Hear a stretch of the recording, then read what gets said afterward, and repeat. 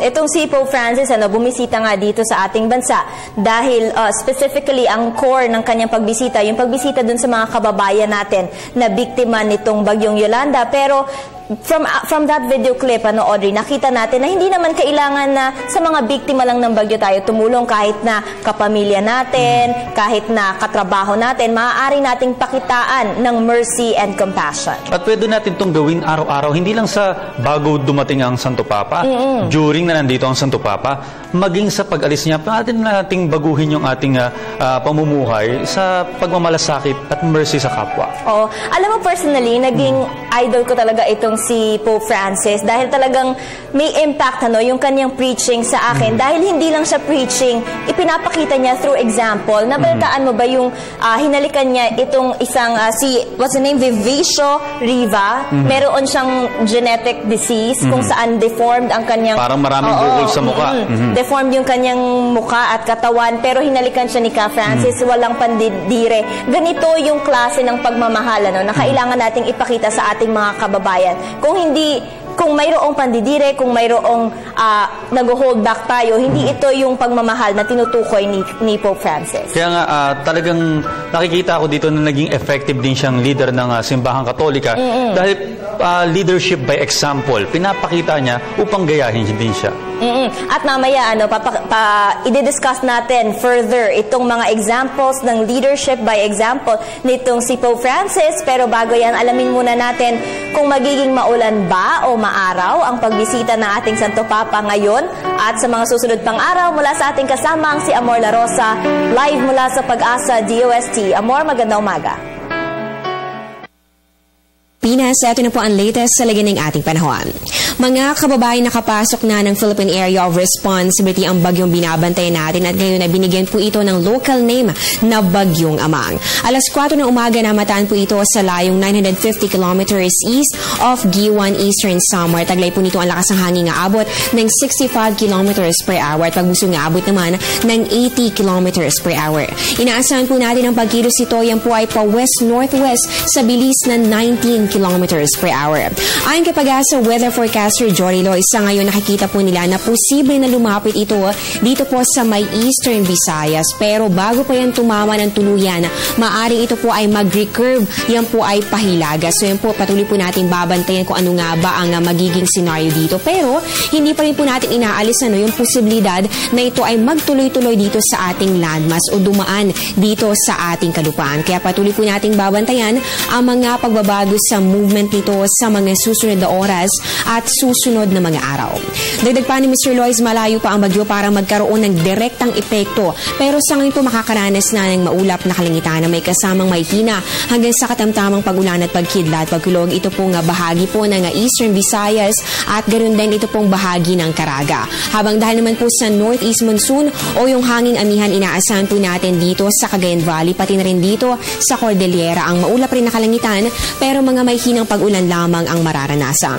At dito po sa atin sa Metro Manila kung saan inaasahan nga ang pagsalubong sa pagdating ni Pope Francis at ganoon din po sa natitirang bahagi naman po ng Luzon, makakaranas po tayo ng bahagya hanggang sa maulap na kalangitan na meron lamang chances na mga pulo-pulo at mga may hinang pag-ulan lamang.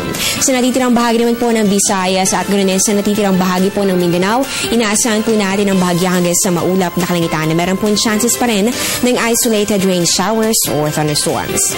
Samantala, nakataas pa rin po ang gale warning sa ilang mga baybayin ng ating bansa at para po sa araw na ito, kabilang po dito ang eastern seaboards ng Visayas. Ganoon din po ang seaboards naman ng Northern Luzon, eastern seaboard ng Central Luzon, ganoon po sa western seaboard ng Central Luzon at pati na rin sa eastern seaboard ng Southern Luzon. So paalala pa rin po natin, hindi pa rin po pinahintulutan ang paglalayag o pamamalaot para sa mga maliliit na sakyang pandagat.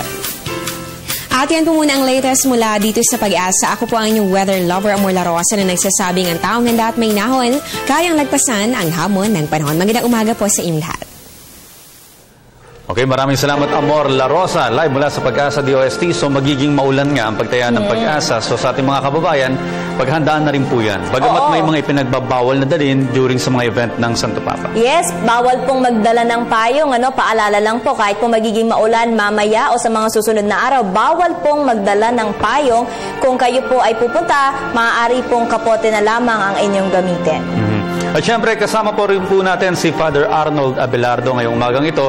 At alam mo, Father, may kinikwento ko sa amin kanina off the air, no? Kasama mo yung standee ni Pope Francis dyan sa may likuran mo. At mukhang may mga binisita kang lugar kung saan dala-dala mo yung standee ni Pope Francis. Ano yung mga naging reaksyon ng mga nakasalamuha mong tao? Well, actually, nakakatuwa nga, Audrey and Vivian, para i-share lang sa inyo.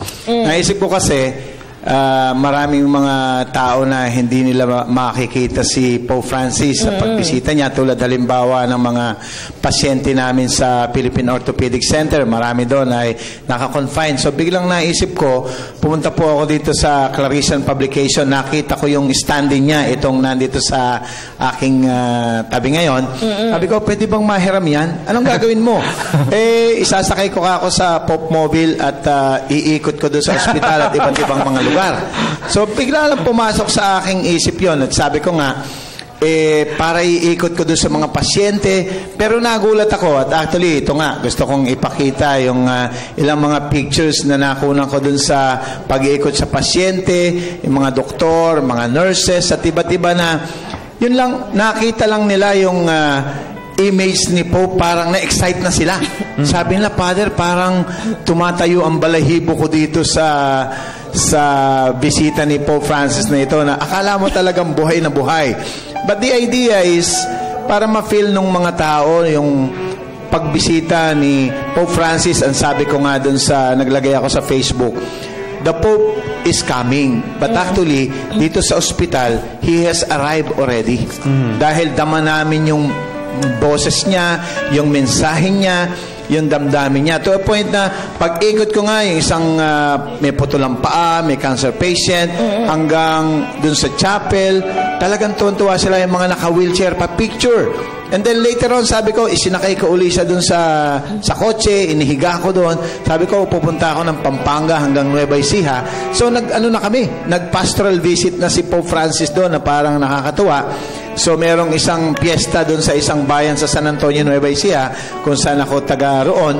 At nagpicturean din yung mga tao doon na para bang yan, merong sari-sari store, merong mga yung center ng saklay, merong isang parokya, simbahan, na gusto nilang magpa-picture. Sabi nga nila, in spirit man lang ay maramdaman namin si Pope Francis. Kaya makikita mo yung saya, yung sigla, na makita lang nila yung image niya, ganado na sila. Kaya nakakatuwa. Kaya sabi ko, ma-share nga ito sa ating mga manunood para makita nila na si Pope Francis pala, yung mensahe niya, which is mercy and compassion, ay buhay na buhay. At yun ay isang panawagan. Yes, alam mo, Father Arnold, na-witness ko rin itong pananabik na ating mga kababayan dito kay Pope Francis. Kasi sa mall, mayroon ding standee si Pope Francis at ang daming nagpapapicture. Father, bakit po sa tingin ninyo mabilis na napalapit sa puso ng mga Katoliko, particularly ng mga Pilipino, ito pong si Pope Francis? Siguro, Vivian, yung kababaang loob ni Pope Francis, tayo mga Pilipino, gusto natin, ayaw natin sa mga taong mayabang, magarbo o mahangin. Mas malapit tayo at mas maunawain at maano tayo sa mga taong simple.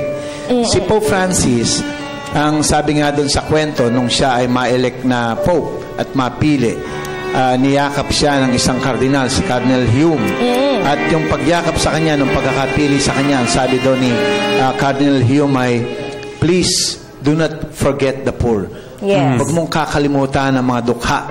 At doon daw pumasok sa isip at damdamin ni Pope na, yes, I will not forget the poor. And sabi doon ni Pope Francis, I wish for the church to be poor and for the poor. At pinili nga niya ang pangalan for the first time in the history of the church na nagkaroon ng Pope na ang pangalan ay Francis. At sino naman si Pope? Sino naman si Saint Francis of Assisi? Kinilala si Francis of Assisi bilang santo na namuhay ng dukha at simple. Mahal niya ang kalikasan, simple at talagang nag-preach ng Ebanghelyo. At nakikita natin, Vivian and Audrey, dun sa pamumuhay ni Pope Francis ngayon, yung kababaang loob, yung kasimplihan, yung hindi siya, although nandun yung protocol, ang sabi nga nung minsan, may kwentong nangyari sa Vatican, pagka lumalakad na yung Pope Mobile, bababa siya at lalapitan yung mga tao, yayakapin. To a point na sabi doon ng mga security, Papa, enough! ang sabi doon ni Pope Francis, how can I do that? These people came from very far places. Galing pa sila sa malalayong lugar. And they came here to see me. Yes. So doon makikita yung hindi siya masyadong distant. Malapit siya. Kaya nga ang tawag sa kanya the People's Pope. Dahil makikita mo na nakaka-identify ang mga tao at ramdam nila na totoo ang Pope na ito na talagang mabuting tao at napakasimple. Well, to support your statement lang din, Father, i-share ko lang itong kwento na nabalitaan ko din na itong si Pope Francis daw, inimbita niya sa kanyang Pope Mobile yung isang bata o isang tao na mayroong Down syndrome. So ito, this is an expression of humility and simplicity na sana tayo rin na mga Katoliko ay talagang maisabuhay natin. Alam niyo, ikukwento ko rin sa inyo, Father at Vivian, nung experience ko naman dyan din sa may standee ni Pope Francis. Kasi nag-host ako ng 63rd anniversary ng Caritas Manila. Kung saan nga, bandang November pa lang, may standee na sila ni Pope Francis at dinubog rin to ng mga tao. At may narinig akong sinabi nung paring nagsalita doon, siguro dapat yung sinasabi nilang mercy and compassion na magiging theme ng pagbisita ng Santo Papa dito sa Pilipinas ay maisabuhay ng bawat Pilipino. Lalong-lalo na, Father, yung mga dadalo dito sa mga events ng Santo Papa. Bakit? Because alam mo, nandyan na yung proteksyon ng gobyerno, ng mga otoridad. Pero siguro dapat yung malasakit natin sa kapwa natin, especially dun sa mga taong pipila or makikipagsiksikan dyan. Siguro unahin muna natin, yes, gusto natin nagkukumahog tayo makita ang Santo Papa, pero malasakit din upang ma-secure din naman yung sarili natin maging ang Santo Papa. Speaking of security, Father Arnold, mayroon po ba kayong mga backup plans sakali pong itong si Pope Francis ay hindi po masyado or mag-veer away po from the protocol? For example, kasi nung bumisita si Pope John Paul II, ang protocol ay didiretso po siya dapat from the plane doon po sa kanyang Pope Mobile. Pero ang nangyari po ay kinamayan po muna niya, bumaba po siya doon sa mga tao, kinamayan po niya isa-isa yung mga tao po doon. Father, can you please share your backup plans? Ang expect the unexpected. Pero una, kanina nung nagpalabas ng weather situation, rain or shine, ang sabi po ng mga organizers ay tuloy ang lahat ng misa at events ni Pope Francis dito sa Pilipinas. Pangalawa, maraming inayos ang gobyerno. Una yung security na maging maayos, pero nandun din yung pag-unawa nila na anytime pagka ginusto ni Pope Francis na bumaba or lumapit sa mga tao, wala talaga silang magagawa kundi protektahan siya at ingatan lang. Bagamat nandun yung tulad halimbawa nung 1995 nung si Pope John Paul II magmimisa sa Luneta, hindi na siya makapasok. Ang ginawa ay inilipad na lang siya ng chopper hanggang makarating siya dun sa grandstand. Itong kay Pope Francis, hindi natin alam kung anong i-anticipate natin o na-expect natin. Mapuno kaya yung Luneta o paano kaya makakapasok yung Pope Mobile niya. But at least, what is important is naka-in place na yung security, nakaayos na yung mga lugar kung saan siya dadaan, malinis, maganda. Siguro ang ano na lamang ay yung imbitasyon na para sa taong bayan na pupunta, yung cooperation, yung pagtutulungan, yung patience, dahil maraming oras ang kanilang gugugulin para maghintay at makita si Pope Francis. Maaaring yung iba maglalakad ng ilang kilometro dahil marami hong karsada ang isasara. So we have to be patient, we have to be more kind and understanding na sana itong pagdating ni Pope Francis na to ay maging isang makabuluhan para sa atin at magdulot ng pagbabago sa ating buhay. Ano ba yung dala niya? Kaya nga ang sabi niya, please remove my posters at alisin yan dahil ang focus ng aking pagpunta ay si Jesus. Kaya nga nakakalungkot na may mga epal na mga politiko na nagsabit ng mga billboard at nakalagay yung mga mukha nila, si mayor, si governor, si congressman, para bang hindi mapakaganda.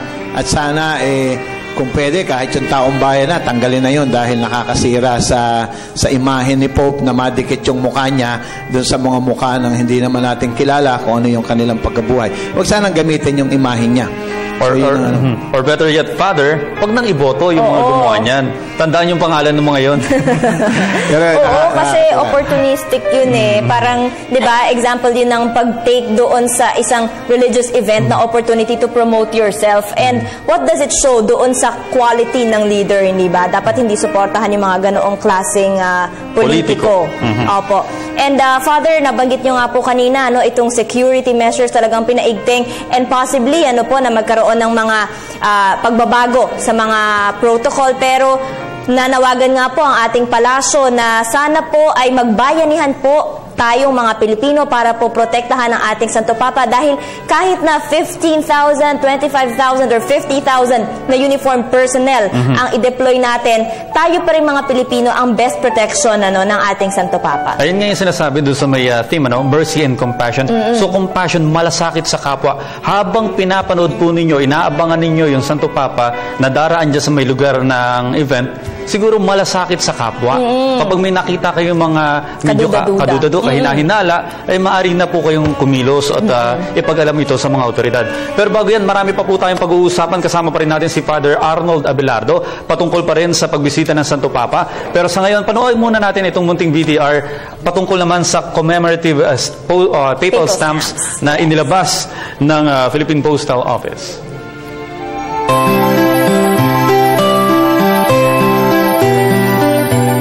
Sa makasaysayang pagbisita ng tinaguriang The People's Pope, Pope Francis sa bansa, sa iba't ibang paraan natin ipinakikita ang ating pagpapahalaga sa Santo Papa.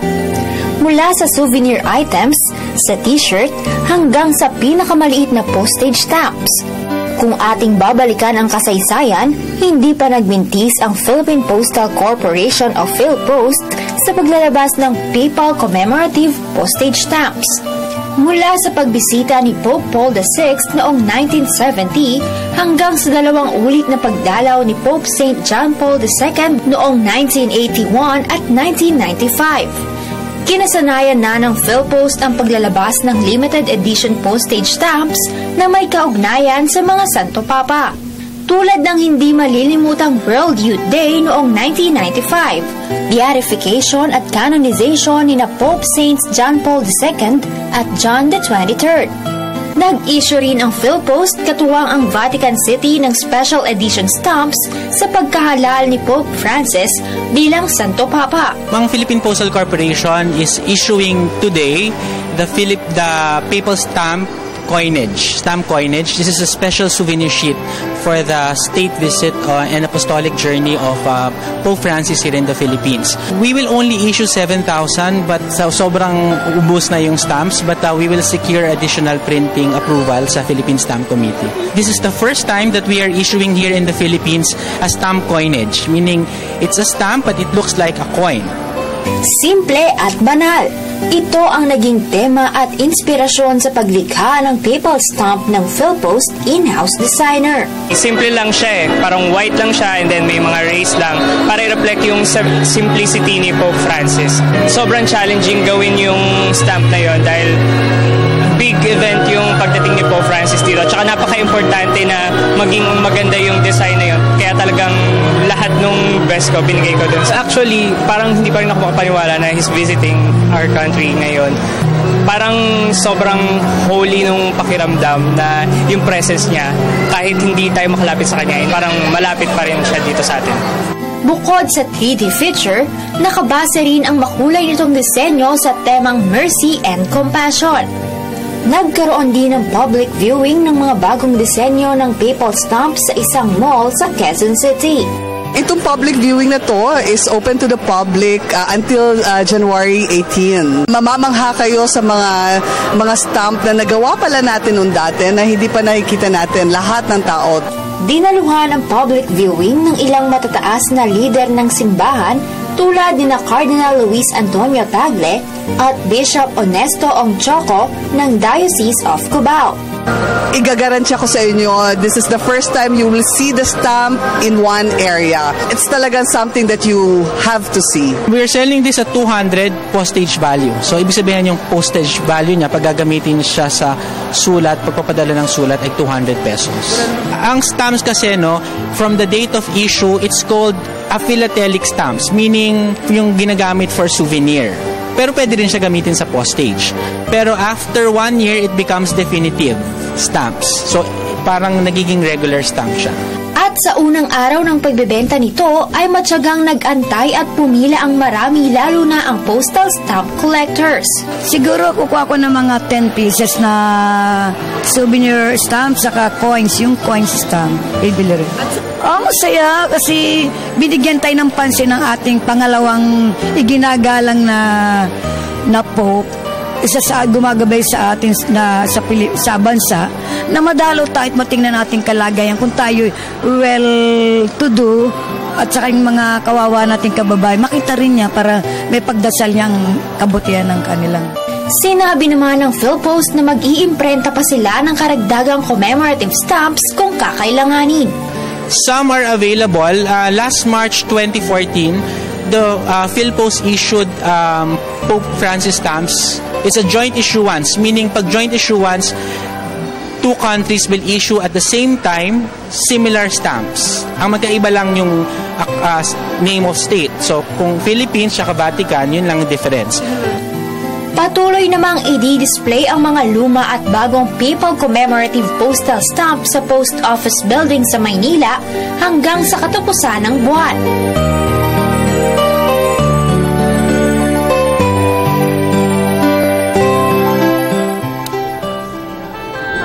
Alam mo, napakaganda na sa pamamagitan ng mga commemorative stamps na ito, pinapakita yung kahalagahan, yung pambihirang pagbisita sa atin ng Santo Papa Bidi. Alam mo, hindi lang papal stamps ang uso ngayon, ano? May mga nakikita rin ako na mga t-shirts, mugs, kahit mga wallets, mayroong mukha nitong ating Santo Papa. Pero sabi nga ng ating Santo Papa, wag daw siyang gawing celebrity, ano? Pero okay lang naman siguro, no, gawin siyang inspirasyon o kaya souvenir dahil talaga namang espesyal ang pagbisitang ito ng Santo Papa sa atin. Marami na nga ngayon, ano, yung mabibili dyan sa mga palengke or sa ano, na merong mga kaugnayan sa papal visit na mga t-shirts, even mga ibang souvenir items. Yes, Father Arnold, how do you feel about this mga commemorative stamps, yung pong mga souvenirs? Alam mo, Vivian, yung mga commemorative stamps, yung mga paraphernalia na yan, bahagi yan talaga ng ating kultura. Pagka may mga special events, kahit sa family reunion, iba nagpapagawa ng t-shirts, mga school reunion. And I think it is okay in a sense na para paggunita, para pag-alala doon sa event na yon. Huwag lang mangyari na maging negosyo, huwag lang mangyari na parang ang focus na ay yung stamps at nawala na yung mensahe. Kumbaga, ang sabi nga ni Pope, ang pinaka-purpose talaga ng bisita niya ay yung pagbabahagi ng ebanghelyo para sa mga dukha, para sa mga tao, para sa mga may sakit at may kapansanan, at yun sana yung huwag mawawala. Pero siyempre, souvenir, sa ating mga Pilipino, mahilig talaga tayo sa souvenir. Pag pumunta ka sa isang restaurant, hotel, either magpa-picture ka o kumuha ka ng item na galing doon, normal lang yun, and that is, we can accept that. Basta huwag lang masyadong maging business-minded na talagang nininegosyo na si Pope Francis at itong mga items na ito ay nawawalan ng meaning. Kailangan magkaroon ng kabuluhan ito sa ating buhay. Yun ang isang pinaka-importante. Okay, tama ka dyan, Father. Ano? Dapat talagang sumentro ang usapin sa may purpose ng Santo Papa sa pagbisita niya dito sa Pilipinas. That's right. Father Arnold, ang observation ko po, ito pong si Pope Francis, compared to the other popes, parang marami po siyang initiate na reforms dito sa ating simbahan. Kamusta naman po, ano po ang nararamdaman ng buong simbahan about these reforms? For example, na lamang po yung Council of Advisors na kanya pong itinayo para po payuhan po siya. Well, siguro ang isang magandang nangyayari, sabi nga may bagong ihip ng pagbabago. Itong si Pope Francis, yung pagkaka-elect pa lang niya talagang isang malaking pagbabago na. The first na galing sa Latin America at pangalawa ay yung makikita mo kagad na sa simula pa lang maliwanag yung tema. Maliwanag yung misyon ng kuhanin niya yung pangalang Pope Francis. Ito ay nakabase sa buhay at inspirasyon ni St. Francis of Assisi na isang naging dukhang santo.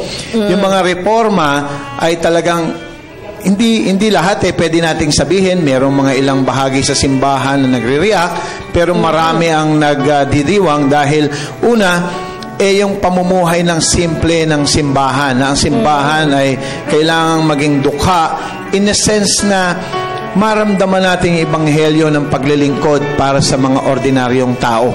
Na yun ang talagang focus ng ebanghelyo ni Jesus. Nung si Jesus ay nabubuhay, pinuntahan niya mga may ketong, mga may sakit, ang mga marginalized. At yun ang nakikita natin na ginagawa ni Pope Francis. Yung mga marginalized, yung mga alienated, nakita mo na sinasabi niya, wini-welcome niya. Hindi siya naghuhusga, hindi siya, kaya nga sabi niya sa mga pare, sa mga obispo, sabi niya, mamuhay kayo ng simple.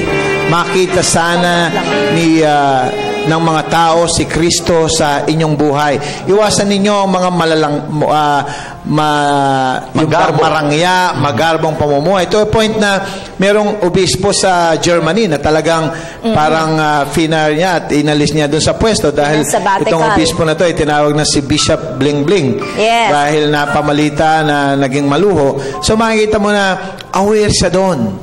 At doon sa Vatican, nakikita mo yung reforma na gusto niya maging transparent ang mga transaksyon, ang mga finances, pati yung kanyang tirahan sa Santa Marta, nakikipamuhay siya kasama ng mga tao dun sa isang guest house. At hanggang ngayon, yung kanyang sariling magandang kotse at ang napabalita nga ay pinaraffle niya. At siya na sumasakay lamang sa isang simple at ordinaryong sasakyan. So kaya itong mga reforma na to, nararamdaman kung bakit siguro Vivian at Audrey na bakit malapit sa mga tao itong Pope na to dahil nakita nila na totoo siya. Authentic na masasabi natin. Hindi sa yung preach lang ng preach mula sa pulpito at pagkatapos aalis ay ganon. Iyon ang isang malaking challenge. Ako halimbawa bilang isang misyonero, sa akin malaki yung impact ni Pope Francis sa buhay ko. Yung paglilingkod ko doon sa mga pasyente sa orthopedic, yung pagpunta ko sa mga disaster area, how can we promote the spirit of mercy and compassion?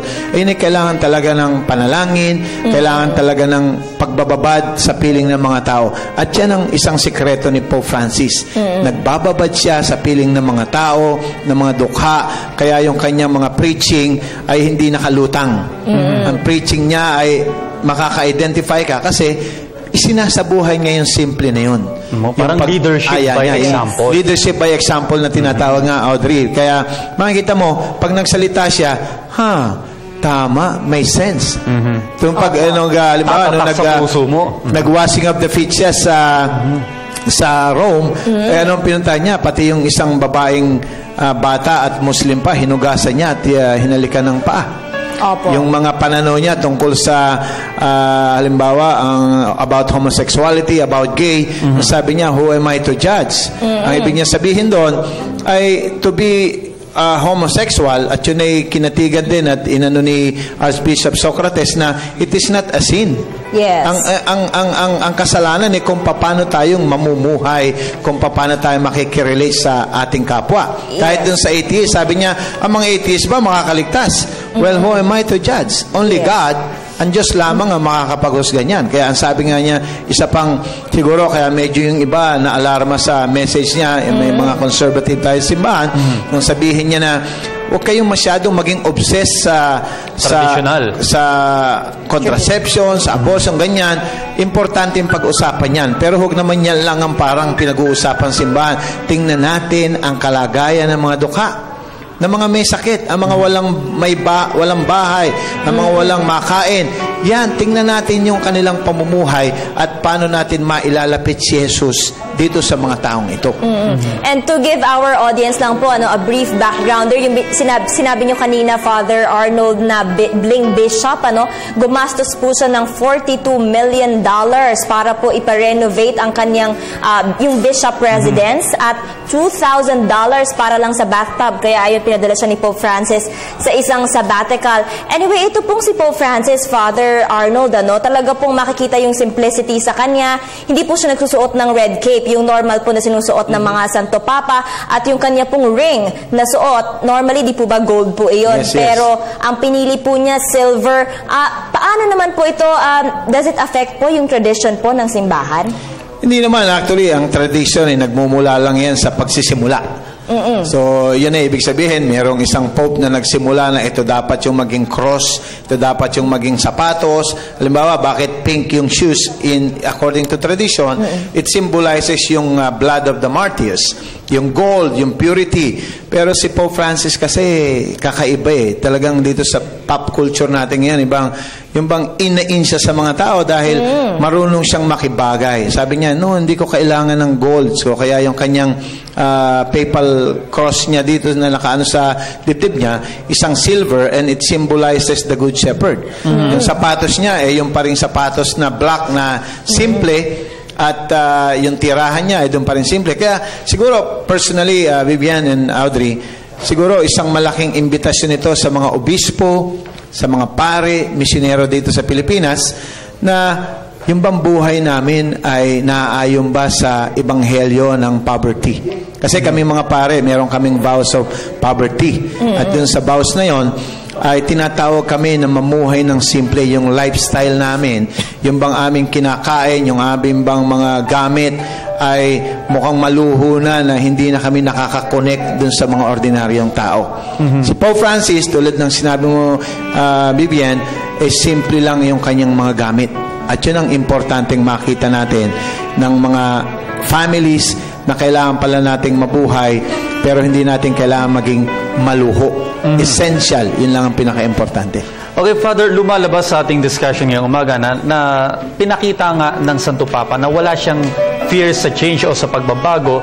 Ngunit nung hindi pa matagal ang Santo Papa o si Pope Francis na nanunungkulan bilang Santo Papa, 2013 pa lamang, bilang pare, Father Arnold, sa iyong pakikisalamuha sa iba pang mga kaparian o iba pang leader ng simbahang Katolika dito sa Pilipinas, paano tinanggap ng conservatives yung mga pagbabago na mukhang ipinapakita ni Pope Francis?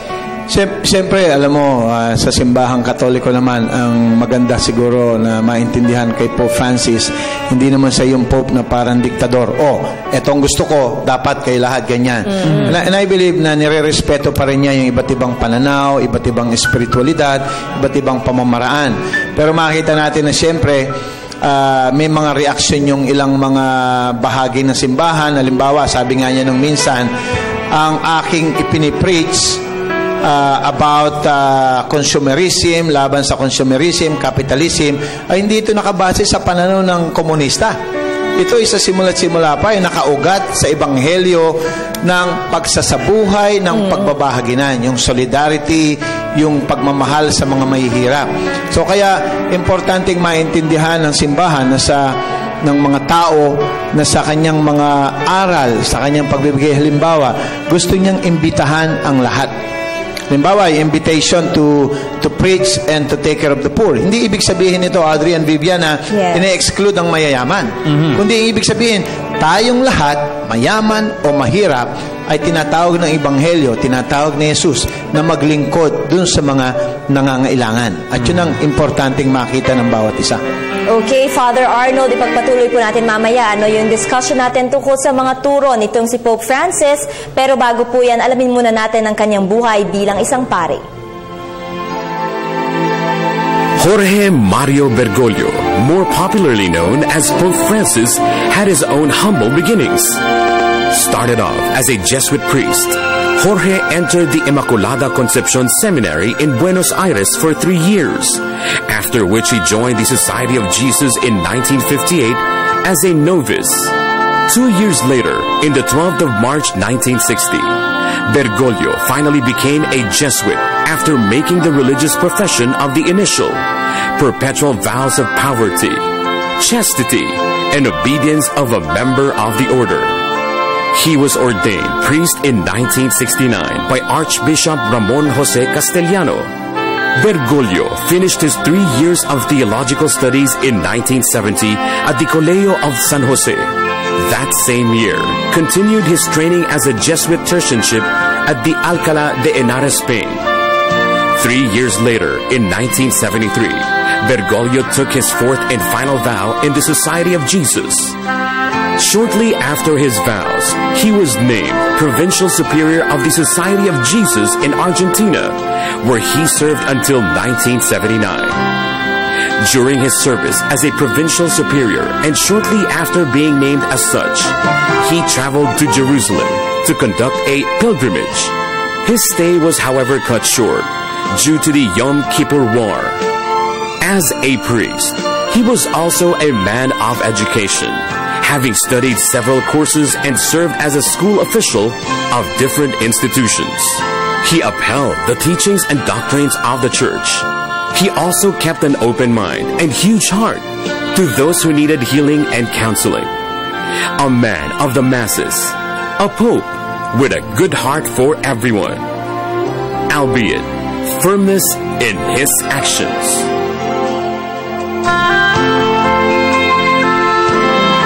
Alam mo, Vivian, hindi rin matatawaran yung educational background ng Santo Papa. Siya pala yung chemist, ano? Oo, isang chemist talaga. Magaling ka ba sa chemistry? Ayan na medyo tinatakasan ko nung high school ako. Oo, bukod sa matalino, talaga namang humble itong ating Santo Papa, no?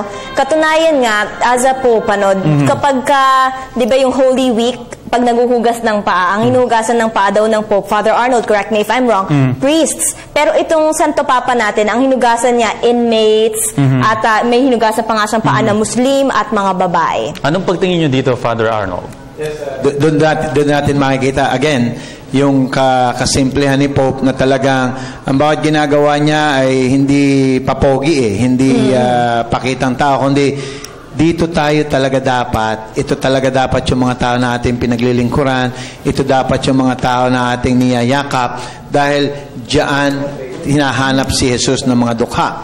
Kaya ako man, natouch ako dun sa ipinalabas na yan na mapapahay ka na dahil sa napakaswerte at napaka-blessed ng simbahan dahil itong time na to ay nagkaroon tayo ng Pope Francis na katulad niya. Napaka-simple na, halimbawa ako personally, yung mga ginagawa ko sa ospital, para bang mas naging meaningful. Ay, ito pala talaga yung dapat ginagawa naming mga pare, yung mga nasa community organizing at iba't ibang lugar. So kaya natutuwa ako at nagpapasalamat sa Diyos dahil we have a leader in the church sa pagkatao ni Pope Francis na hinihila tayo na maglingkod sa mga dukha.